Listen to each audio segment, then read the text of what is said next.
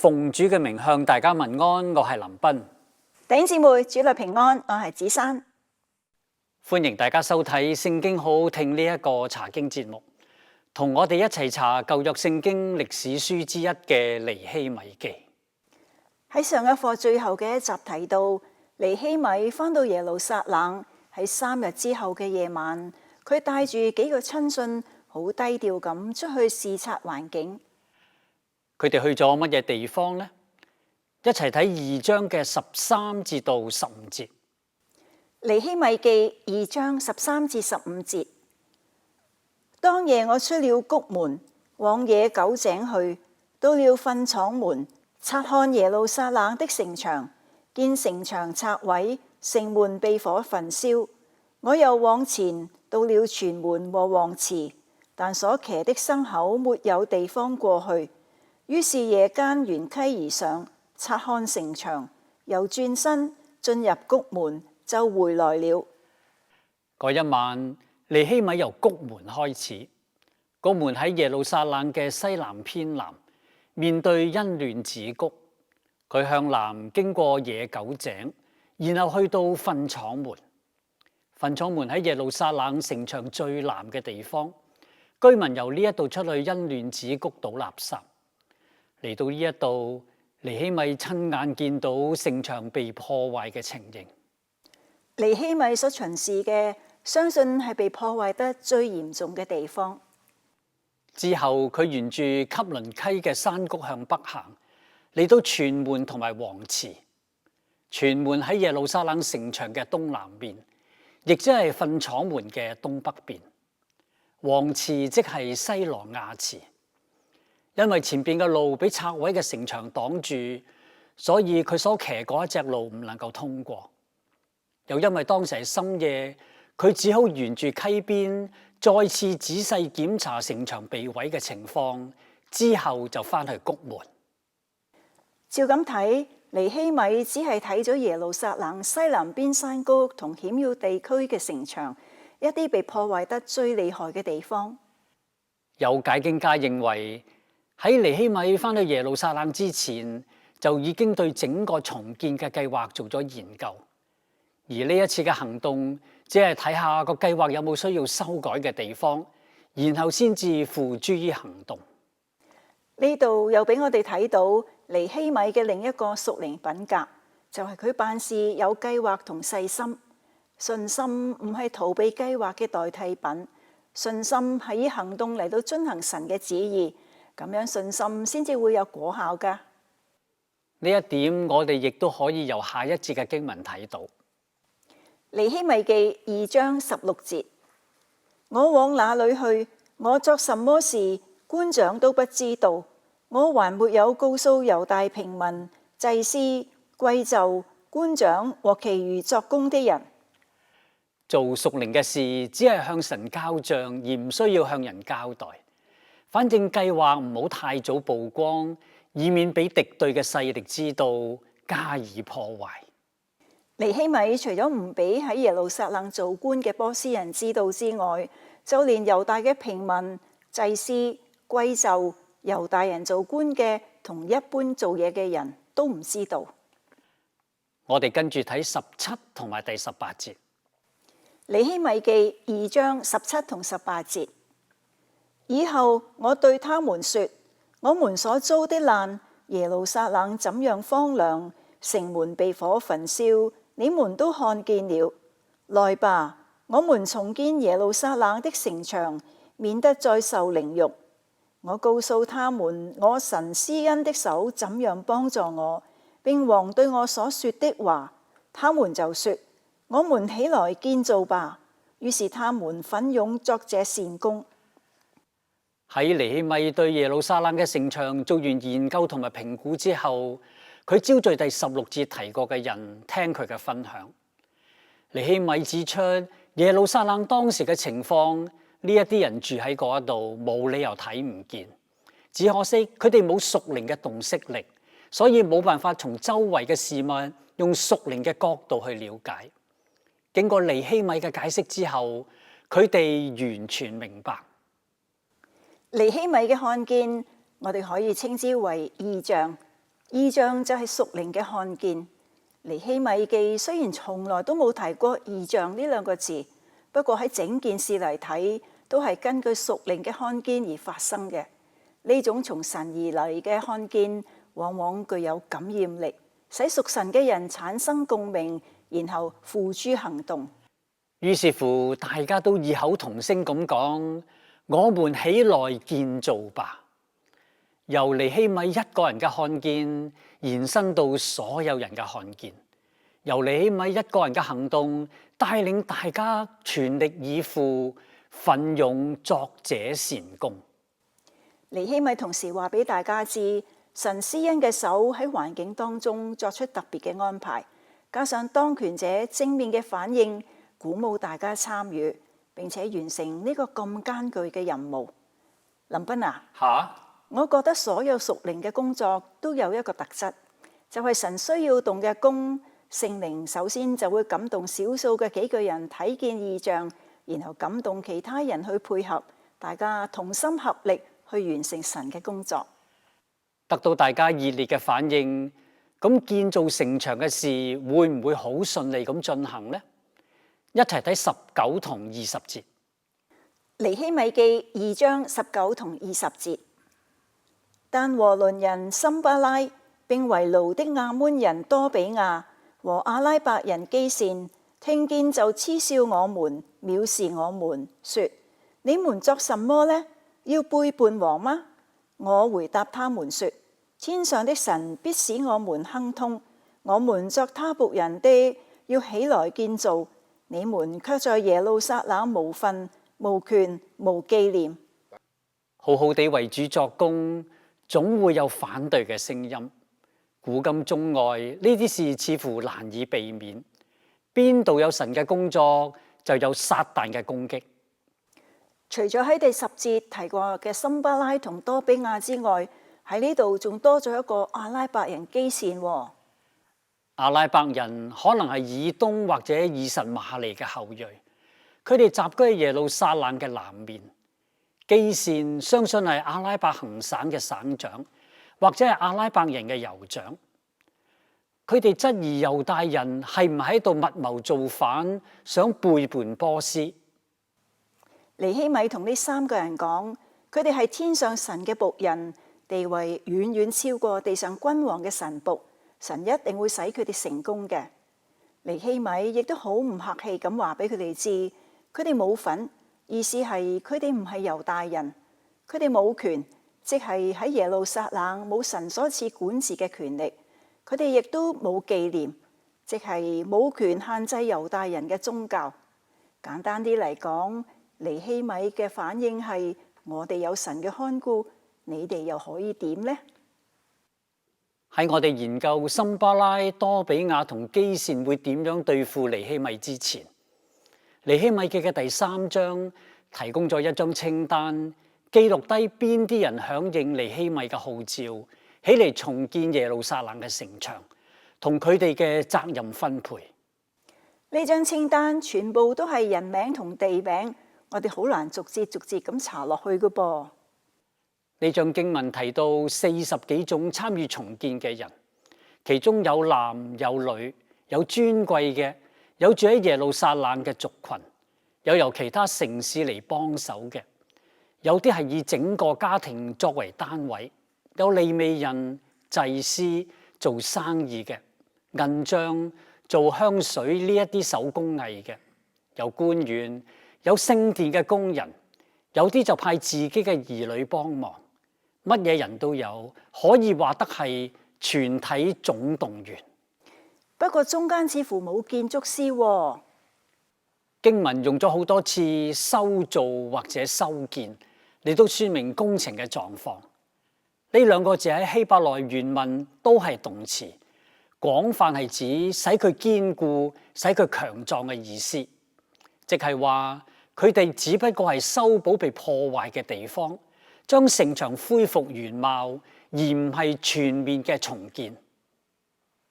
除咗修造同修建之外，我仲發現有好多次提到其次呢兩個字啫。其次總共出現過31次，說明呢一班人並唔係烏合之眾，而係社會各階層嘅人都積極參與。佢哋被分配嘅工作係有次序同有計劃嘅。其次，仲有另外一個意義，俾我哋知道耶路撒冷重修城牆嘅方向。經文係按照其次一步一步咁發展落去，其中有好多地方都係我哋所熟悉嘅。係喎，佢哋每修建一段城牆就出現一道門。呢章書總共提到10個城門。根據耶路撒冷嘅考古發現，喺尼希米嗰個時代，耶路撒冷城牆嘅修建係由東北角開始，按住逆時鐘嘅方向由北向西，北面有1至到32節提到嘅陽門，3節提到嘅魚門，同6節提到嘅古門。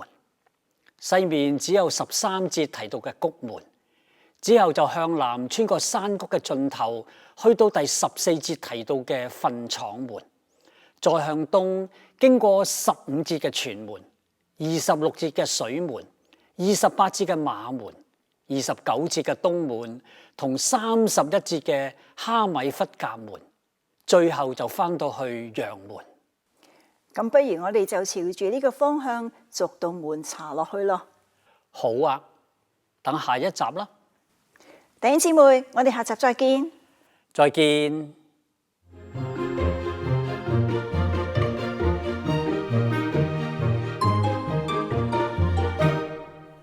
弟兄姊妹，主內平安，我係林彬。弟兄姊妹，大家好，我係子珊。我哋繼續查尼希米記。喺上一集提到修建耶路撒冷嘅城牆，由陽門開始，按住逆時鐘方向，經過10道城門，最後返到嚟陽門。林彬啊，不如我哋就朝住呢個方向逐道城門查落去啊。可以啊。第一道係陽門，記喺3章1節。尼希米記3章1節。那時，大祭司以利亞實和他的弟兄眾祭司起來建立陽門，分別為聖，安立門扇，由築城牆到哈米亞樓，直到哈南葉樓，分別為聖。大祭司以利亞實同眾祭司負責修建呢一段嘅城牆，工程由陽門開始，最後返到嚟陽門結束，之後就舉行告成禮，由祭司負責獻祭、潔淨同敬拜讚美，好有屬靈意義。咁究竟有乜嘢屬靈意義呢？喺舊約時代，獻祭用嘅羊由呢一道門入去耶路撒冷，所以叫做羊門。到咗新約時代，按照約翰福音5章1同埋2節嘅記載，主耶穌亦都係由羊門入去耶路撒冷。基督係人類嘅代罪羔羊，亦都係獻祭嘅羊羔。主耶穌話過，佢就係羊嘅門。我哋一齊睇約翰福音嘅10章7同9節啦。約翰福音10章7同9節。所以耶穌又對他們說：我實實在在的告訴你們，我就是羊的門。我就是門，凡從我進來的，必然得救，並且出入得草吃。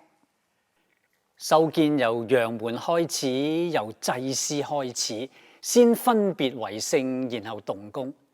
整個修造嘅過程，只有陽門係需要分別為聖嘅。佢亦都預表基督徒屬靈嘅復興，只有藉住耶穌基督，先至能夠做得到。經文提到哈米亞樓同埋哈南葉樓，佢哋係北面城牆嘅塔樓或者城堡，係明顯嘅地標。好，下一道係魚門，記喺3章3節。佢係耶路撒冷正北邊嘅出入口，賣魚嘅人將魚由呢一度送入去街市，所以稱為魚門。修建包括建橫梁、安門扇同埋門閂。呢段城牆嘅修造有些少特別，我哋一齊睇第5節。尼希米記3章5節。其次是提哥亞人修造，但是他們的貴胄不用肩擔他們主的工作。提哥亞人嘅貴胄唔需要直接承擔工作，呢個並唔係特權。每一個參與修建嘅人都係出於自願。呢啲貴胄肯放低身段參與，已經表明佢哋嘅誠意。相信佢哋係冇能力做粗重嘅工作，所以管理嘅人作出特別嘅安排。呢一個係出於愛心。冇錯啦，屬靈嘅服侍係唔分等級㗎。同心建造嘅精神係各司其職，各盡所能，積極參與。我哋繼續嚟到西北角第6節提到嘅古門。古門喺最初建造耶路撒冷城牆嘅時候就已經存在。呢段城牆嘅修建記喺7至到12節。6節經文總共出現7個旗幟，表明佢係相當之長，其中差不多有一半係屬於闊長嘅部分，工程係相當之巨大。喺第7節嘅經文話，屬於河西總督管理嘅米斯巴人參與修造嘅工作。點解會特別提到米斯巴人嘅呢？呢節經文提到基遍人、米倫人同米斯巴人。佢哋都係猶大省以外嘅人。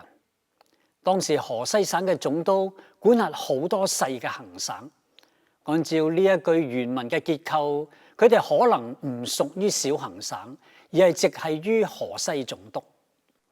哇！當我哋研究呢一章嘅人名同地名，真係會學到好多地理同歷史嘅常識㗎。喺經過古門旁邊嘅一段寬場之後，我哋會進入耶路撒冷地勢比較低嘅山谷，嚟到第13節嘅谷門。佢係西邊城門嘅唯一入口，因為按住山勢而建築，所以呢一段係比較曲折嘅。經文提到建築城牆1000肘，直到糞廠門。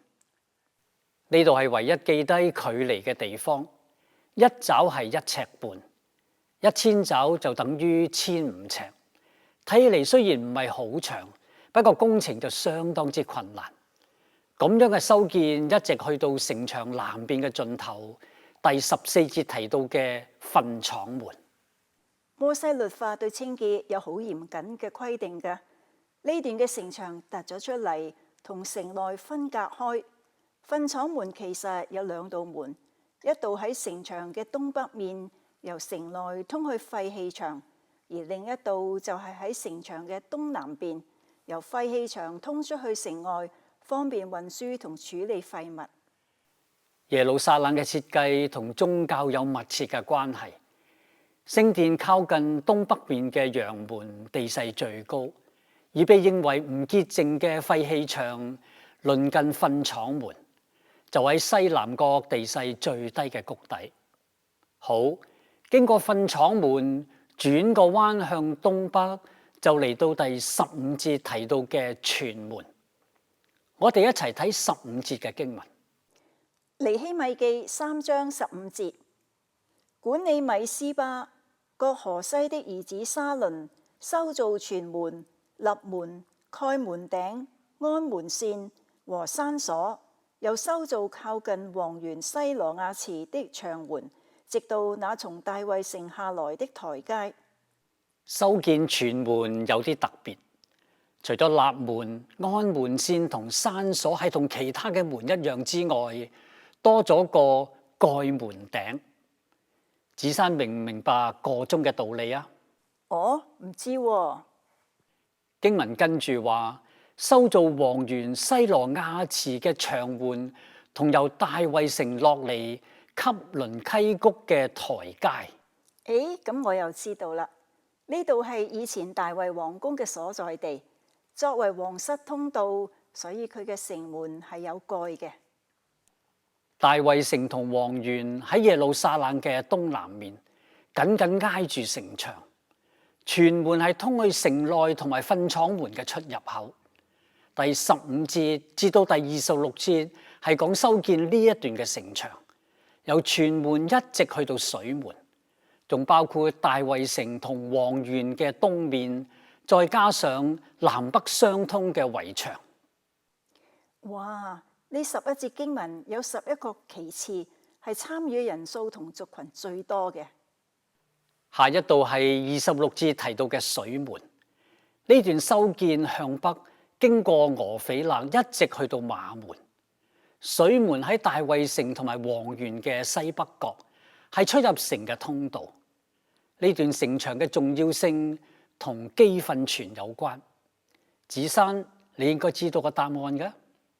知道啊，當時耶路撒冷主要嘅水源係嚟自基訓泉，喺城嘅東面。按照歷代志下第33章嘅記載，希西家王堵住基訓泉嘅上流，將水引入去大衛城西面嘅西羅亞池。後嚟佢個仔馬拿西喺基訓泉嘅西南面，直至到魚門，起城牆圍住俄斐勒，分為城內同城外兩個打水嘅地方，即係大衛城加王苑同西羅亞池。俄斐勒喺希伯來文係指突出嘅地方，或者小丘山崗。喺唔同嘅時代，俄斐勒有唔同嘅範圍，所以佢詳細嘅位置冇辦法決定。從歷史嘅角度，佢一直都係出入耶路撒冷嘅交通要道，歷代君王喺呢一度都有建設。俄斐勒有好幾個唔同嘅名稱嘅，喺列王紀下5章24節叫佢做山崗，喺彌迦書4章8節稱佢為錫安的山或者錫安的女子，喺以賽亞書32章14節叫佢做山崗望樓，而歷代志下嘅27章3節就叫佢做俄斐勒。到咗尼希米嘅時代，呢個地方係指進入聖殿之前喺南邊山坡一個重要嘅防守區域。無論由東邊嘅水門，抑或由西面嘅谷門入城，都必須要經過俄斐勒先至可以上到聖殿。由於佢嘅地理位置比較特殊，所以當時喺聖殿服侍嘅人大部分都住喺嗰度。由水門經過俄斐勒，就去到第28節提到嘅馬門。我哋一齊睇28節。尼希米記3章28節，從馬門往上，眾祭司各對自己的房屋修造。馬門係耶路撒冷最繁忙同埋最主要嘅城門之一，祭司就聚喺俄斐勒同埋馬門嘅北邊。再向北離開馬門冇幾遠，就係第29節提到嘅東門。聖經學者對東門有好多唔同嘅講法，有啲話佢係以西結書43章1節提到朝東的門，有啲話佢係使徒行傳3章2節所講嘅美門，亦都有啲話佢係金門嘅前身。林彬，你點睇啊？我知道講法係眾說紛紜。以西結書提到朝東嘅門，有聖經學者話指嘅係聖殿向東嘅門，而唔係指城牆嘅東門。至於美門或者金門，考古學家話佢可能係修建於公元520年左右，同尼希米時代修建嘅東門唔同。我係按照一般嘅做法提供俾大家參考，唔會有主觀嘅意見。最後係第31節嘅哈米弗甲門。哈米弗甲係集合檢閱嘅意思，喺城牆嘅東北角。據聞呢一度係以前大衛檢閱出征軍隊同埋迎接佢哋翻嚟嘅地方，亦都係祭司為軍隊祈禱嘅地方。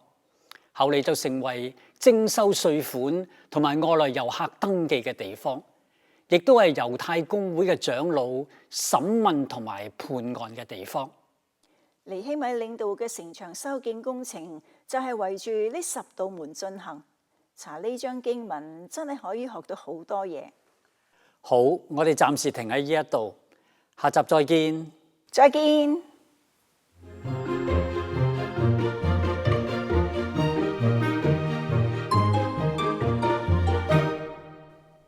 弟兄姊妹，大家好，我係林彬。弟兄姊妹，主內平安，我係子珊。我哋繼續查尼希米記。喺上一集提到，被擄歸回嘅人響應尼希米嘅號召，齊心協力修建耶路撒冷嘅城牆，工程能唔能夠順利進行呢？參巴拉、多比亞同基善又有冇搞破壞呢？繼續查落去就會知道。我哋先睇4章1至到3節。尼希米記4章1至3節。參巴拉聽見我們修造城牆，就發怒，大大惱恨，嗤笑猶大人，對他弟兄和撒瑪利亞的軍兵說：這些軟弱的猶大人作什麼呢？要保護自己嗎？要獻祭嗎？要一日成功嗎？要從土堆裏拿出火燒的石頭再立牆嗎？亞捫人多比亞站在旁邊說：他們所修造的石牆，就是狐狸上去也必刺倒。當猶大人決心要修建城牆嘅時候，即刻就遇到反對嘅勢力。第一個起嚟反對嘅撒瑪利亞省長參巴拉，佢發怒到同大大惱恨，即係被激到七竅生煙，跟住就嗤笑，即係講啲好尖酸刻薄嘅說話嚟到詆毀猶大人嘅工作。參巴拉煽動佢嘅弟兄同埋撒瑪利亞嘅軍兵，向佢哋講咗一啲潑冷水嘅說話。佢形容呢一班猶大人冇用，做唔到大事，以為修補城牆就可以保護自己，想獻祭，等修好城牆先至再講啦。想一日就成功，簡直係妄想。而家嘅耶路撒冷係廢墟，邊可能有未燒過嘅材料去起堅固嘅城牆呢？另一個反對嘅多比亞就附和咁講：用啲咁垃圾嘅材料嚟到修建城牆，邊度有用㗎？就算狐狸碰一下都會冧啦，更何況用嚟抵禦攻擊，簡直係痴人說夢。至於尼希米佢哋有乜嘢反應呢？一齊睇4至到6節。尼希米記4章4至6節。我們的神啊，求你垂聽，因為我們被藐視，求你使他們的毀謗歸於他們的頭上，使他們在老道之地作為掠物，不要遮掩他們的罪孽，不要使他們的罪惡從你面前塗抹，因為他們在修造的人眼前惹動你的怒氣。這樣我們修造城牆，城牆就都連絡，高至一半，因為百姓專心作工。好明顯，猶大人並冇中計，亦都冇因為人家講幾句就失去信心。佢哋向神禱告，將整件事話俾神聽，更加向神祈求紀念仇敵嘅罪孽，使佢哋得到應有嘅報應。猶大人跟住全力工作，盡快將城牆連接起嚟，好快就達到原定計劃嘅一半高度，並且將所有嘅破口都修補好。參巴拉呢一班人會唔會就咁就罷手呢？一齊睇7同8節。尼希米記4章7同8節。參巴拉、多比亞、阿拉伯人、亞捫人、亞實突人聽見修造耶路撒冷城牆，着手進行，堵塞破裂的地方，就甚發怒，大家同謀要來攻擊耶路撒冷，使城內擾亂。當參巴拉知道自己嘅計謀冇辦法嚇退猶大人嘅時候，就聯絡更多嘅人起嚟反對。參巴拉帶領嘅係住喺耶路撒冷北面嘅撒瑪利亞人，多比亞係住喺東面嘅亞捫人，阿拉伯人住喺耶路撒冷嘅南面，而亞實突人主要係住喺耶路撒冷嘅西面。哇！東南西北將整個耶路撒冷圍住，佢哋聚埋一齊謀定策略，打算用武力攻擊耶路撒冷，去威嚇猶大人。呢班人未必咁正面去攻擊，因為猶大人得到波斯王嘅詔書同埋保護。不過如果佢哋偷偷摸摸打游擊戰，咁就會帶嚟極大嘅傷害。喺咁危急嘅情況底下，發生咗啲乜嘢事呢？一齊睇9至到12節。尼希米記4章9至12節。然而我們禱告我們的神，又因他們的緣故，就派人看守，晝夜防備。猶大人說：灰土尚多，扛抬的人力氣已經衰敗，所以我們不能建造城牆。我們的敵人且說，趁他們不知不見，我們進入他們中間，殺他們，使工作止住。那靠近敵人居住的猶大人10次從各處來見我們，說：你們必要回到我們那裏。先講下尼希米嘅反應，佢一面禱告，而另一方面就盡自己嘅責任，安排人手日夜守望，唔俾敵人有機可乘。至於猶大人，因為工程巨大，除咗修建城牆之外，仲要處理拆翻落嚟嘅廢物，使佢哋筋疲力盡，又因為受到仇敵嘅攻擊，以致士氣低落，覺得好難撐落去。就喺猶大人覺得身心疲累嘅時候，仇敵就乘機散播不利嘅消息，企圖製造恐慌，又打算趁猶大人防備不足，偷偷地混入佢哋嘅中間，意圖發動攻擊。喺惶恐不安嘅情況底下，住喺邊界附近嘅猶大人10次，即係無數次，派人返嚟耶路撒冷回報，希望得到足夠嘅保護，又或者同仇敵妥協，暫停甚至放棄修建嘅工程。最危險嘅時刻，莫過於自己嘅信心動搖。尼希米點樣安撫猶大嘅同胞呢？我哋一齊睇13同14節。尼希米記4章13同14節。所以我使百姓各按宗族，拿刀、拿槍、拿弓，站在城牆後邊低窪的空處。我察看了，就起來對貴胄、官長和其餘的人說：不要怕他們，當紀念主是大而可畏的。你們要為弟兄、兒女、妻子、家產爭戰。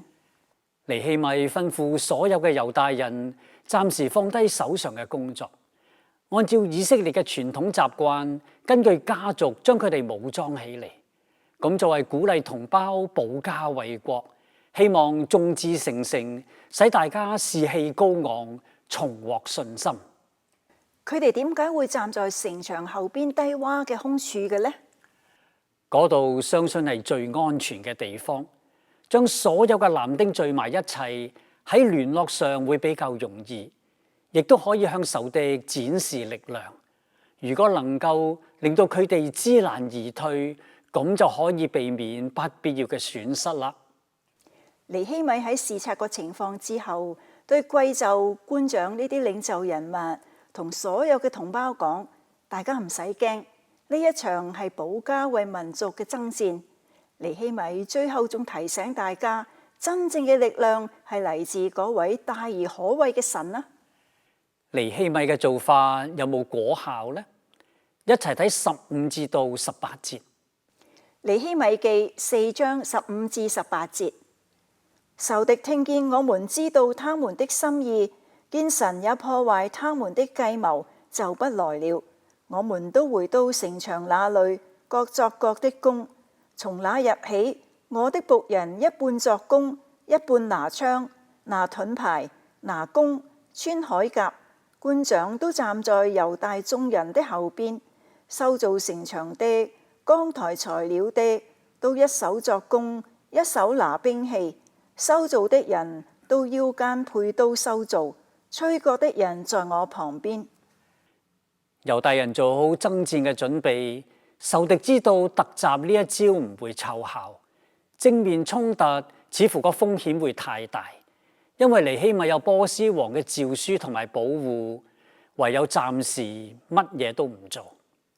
當局勢比較穩定之後，猶大人恢復城牆嘅修建，尼希米唔敢有絲毫嘅疏忽啦。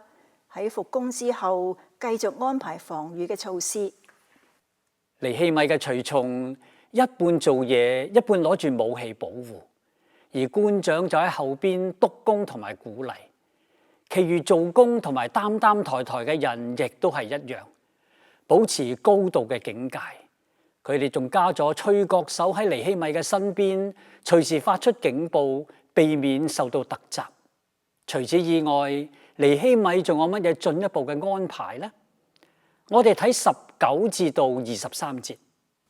尼希米記4章19至23節，我對貴胄、官長和其餘的人說：這工程浩大，我們在城牆上相離甚遠。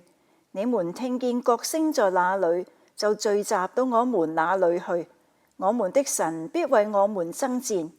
於是我們作工，一半拿兵器，從天亮直到星宿出現的時候。那時我又對百姓說：各人和他的僕人當在耶路撒冷住宿，好在夜間保守我們，白晝作工。這樣我和弟兄僕人並跟從我的護兵都不脱衣服，出去打水也帶兵器。由於修建城牆嘅範圍好大，尼希米提出一聽到警報就即刻去就近嘅集合點報到。由於工程由朝做到晚，為咗爭取更多嘅時間休息同避免喺路上受到突襲，尼希米吩咐所有嘅人都留喺城裏邊過夜，既可以保護自己，喺夜晚亦都可以保護耶路撒冷。至於尼希米同身邊嘅副官護衛就日夜戒備，連衫都唔敢換，手拿住兵器，保持最高嘅戒備狀態。尼希米充分顯示出佢嘅領導才能同對神嘅信靠順服。至於呢一件事會點樣發展落去呢？留待下回分解。我哋下集再見。再見。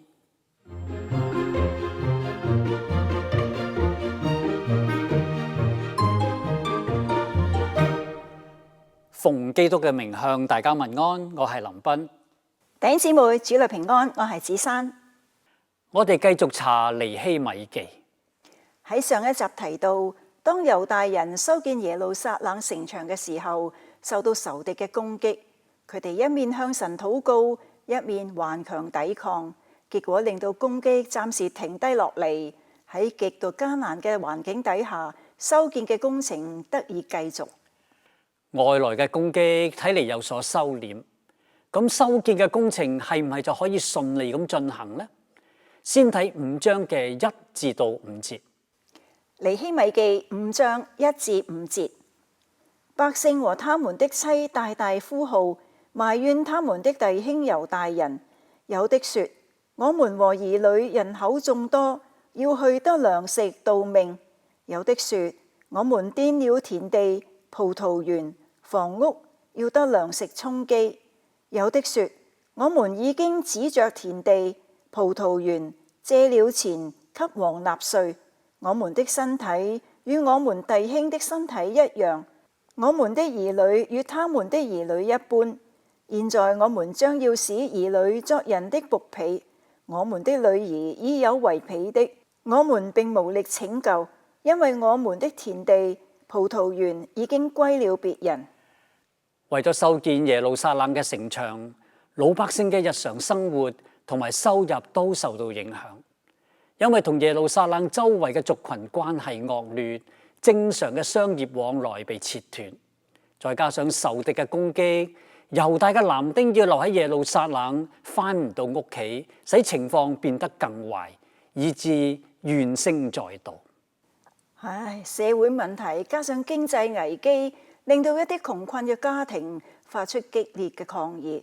就連婦女都唔再保持緘默啦，指控喺同胞當中嘅富裕階層。呢度提到3類窮困嘅家庭，第一類係冇房產嘅，因為收入減少，又要養嘅人數眾多，以致供應不足。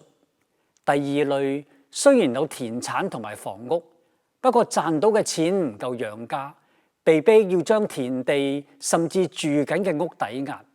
就算係咁，仍然要捱肚餓。第三類係已經將房產抵押，仍然要借錢交稅。呢3類家庭因為冇能力還債，所以要進一步將兒女抵押。最令人心痛嘅係勞役老百姓嘅唔係外邦人啦，而係自己嘅同胞。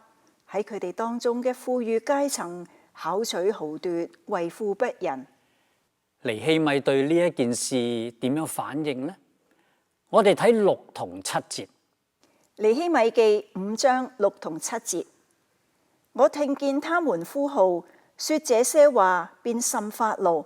我心裏籌劃，就斥責貴胄和官長，說：你們各人向弟兄取利。於是我招聚大會攻擊他們。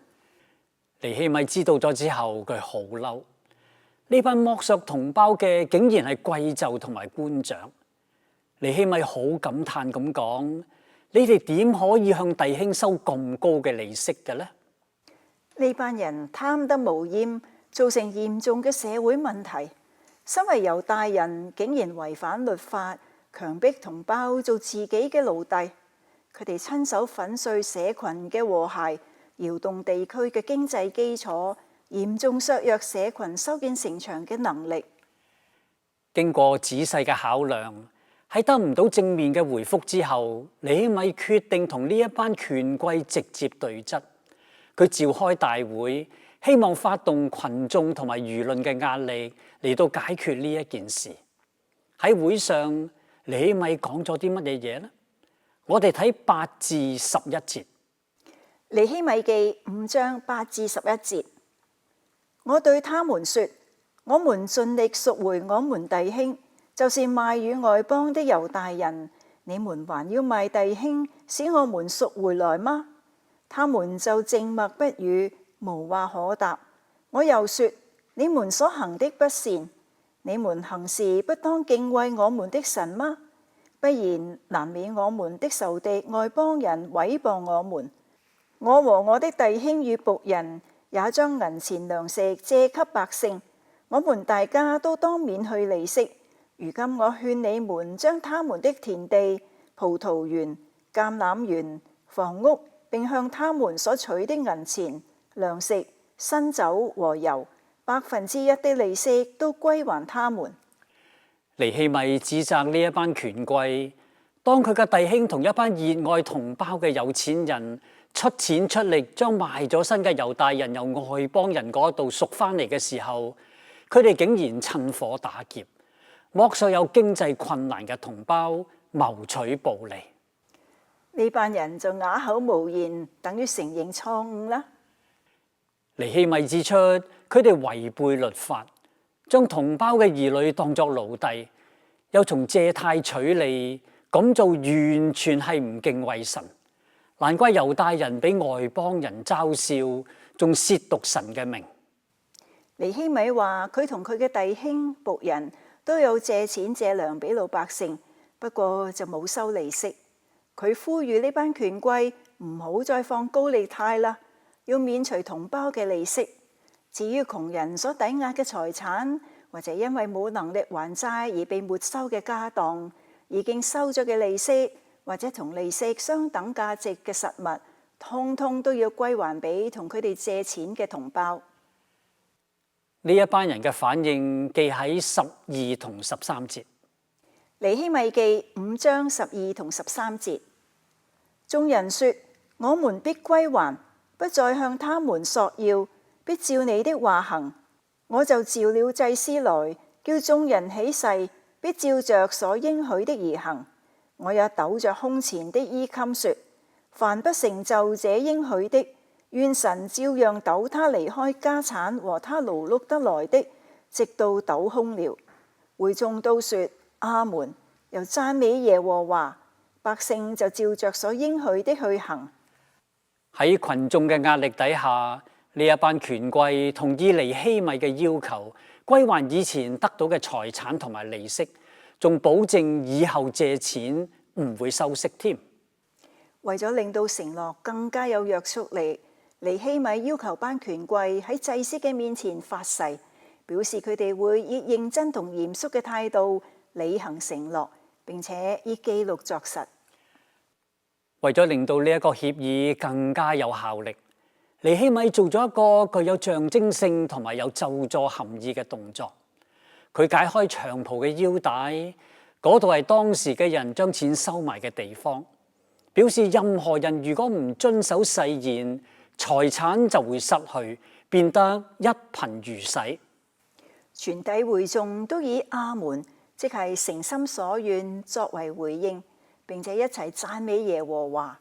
之後猶大嘅老百姓就照住應許去做啦。呢個重大嘅社會危機得到解決，權貴唔敬畏神同埋缺乏關懷窮困同胞嘅情況得以矯正。喺解決危機嘅同時，尼希米制定正確嘅方針，並且樹立榜樣，等其他人可以效法。跟住加插咗一段經文，由14至到第19節，表明尼希米點樣關心同胞嘅疾苦同對錢財嘅態度。我哋先睇14同埋第15節。尼希米記5章14同15節。自從我奉派作猶大地的省長，就是從亞達薛西王20年，直到32年，共12年之久，我與我弟兄都沒有吃省長的俸祿。在我以前的省長加重百姓的擔子，每日索要糧食和酒，並銀子40舍客勒，就是他們的僕人也轄制百姓。但我因敬畏神，不這樣行。呢一段經文指出，尼希米被委任做猶大嘅省長，係由主前嘅444年至到主前嘅432年，總共有12年咁耐。喺呢一段期間，尼希米同佢嘅弟兄，指嘅應該係佢嘅部屬，都冇攞朝廷嘅俸祿。至於喺尼希米以前嘅省長，除咗領取俸祿之外，仲額外要求百姓提供糧食、酒同金錢。40舍客勒銀子就等於一般人半年嘅薪水。除此之外，佢哋仲放縱下屬，作威作福，如肉一般嘅老百姓。尼希米話：佢之所以冇咁做，係因為敬畏神。尼希米仲有乜嘢其他嘅表現呢？記喺16至19節。尼希米記5章16至19節。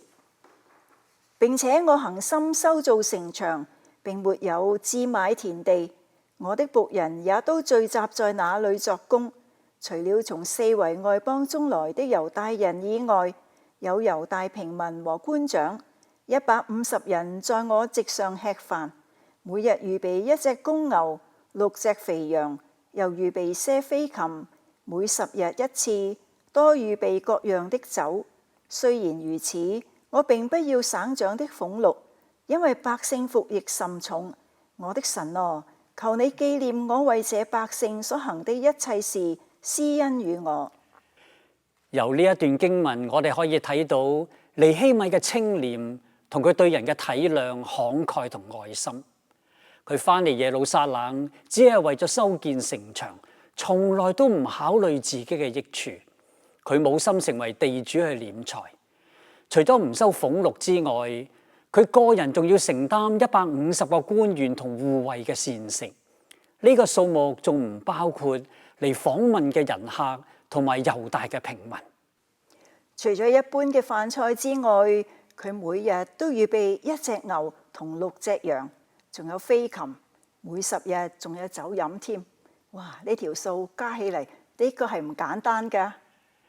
錢財係身外物。尼希米冇計較喺經濟上嘅付出，亦都唔想加重老百姓嘅負擔。尼希米冇要求任何人多謝佢，佢只係希望得到神嘅紀念，加添佢嘅力量，施恩喺佢嘅身上。我哋查完尼希米記嘅第5章啦。弟兄姊妹，下一課再見。再見。